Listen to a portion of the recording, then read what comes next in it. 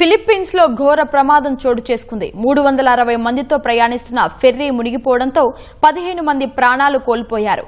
దక్షిణ ఫిలిప్పీన్స్ లోని పోర్టు నగరం జాంబోంగా నుంచి సులు ప్రావిన్స్ లోని జోలో ద్వీపానికి 332 మంది ప్రయాణికులు 27 సిబ్బందితో MV త్రిషా కెట్టిన్స్ 3 ఫెర్రీ బయలుదేరింది. మార్గం మధ్యలో సాంకేతిక లోపం తలెత్తడంతో నడి సముద్రంలో ఫెర్రీ మునిగిపోయింది.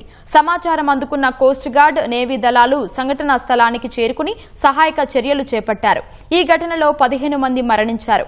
మరో 315 మంది ప్రయాణికులను సురక్షితంగా రక్షించినట్లు అధికారులు వెల్లడించారు. మిగిలిన వారి కోసం వెతుకుతున్నట్లు చెప్పారు. నౌకలు, నిఘా విమానాలు, హెలికాప్టర్లను రంగంలోకి దింపి గాలింపు చర్యలు చేపట్టినట్లు అధికారులు వెల్లడించారు. స్థానిక మత్స్యకారులు కూడా సహాయక చర్యల్లో పాల్గొన్నారు. సహాయక బృందాలు వెలికితీసిన మృతదేహాలు, బాధితులను బాసిలన్ ప్రావిన్షియల్ రాజధాని ఇసాబెలా నగరానికి తరలించామని అధికారులు చెప్పారు.